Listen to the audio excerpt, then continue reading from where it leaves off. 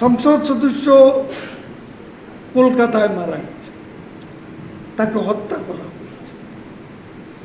Investigation complete হওয়ার আগে আমরা তো বলতে পারছি না।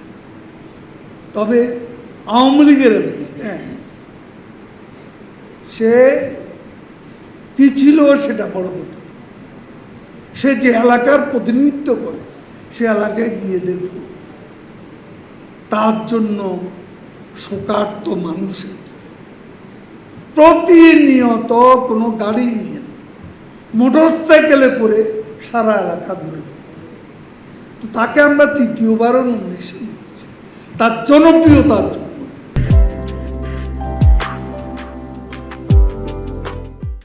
এখন সে ভেতরে কোনো অপকর্ম করে কিনা এইসব যখনই প্রমাণিত হয়, প্রধানমন্ত্রী কিন্তু জিরো টলারেন্স।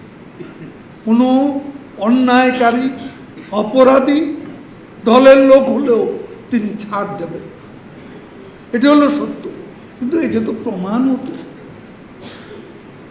আপনারা এখন বলছেন কলকাতায় তাকে কি চোরা কারবারি কি, তা আমি সাংবাদিকদের বলি, আপনারা কি তিনবার তিনি জাতীয় সংসদের এমপি নির্বাচিত হয়েছে, তখন আপনারা কি এই তথ্যটি পেয়েছিলেন? এখন ভারতীয় সাংবাদিকরা কোন তথ্য আনলো সেটার উদ্ধৃতি দিচ্ছেন কেন? আপনারা তো এই দেশের নাগরিক। সে যদি অপরাধী হয়, সে অপরাধটা আপনাদের অনুসন্ধানী প্রতিবেদনে কেন এলো না?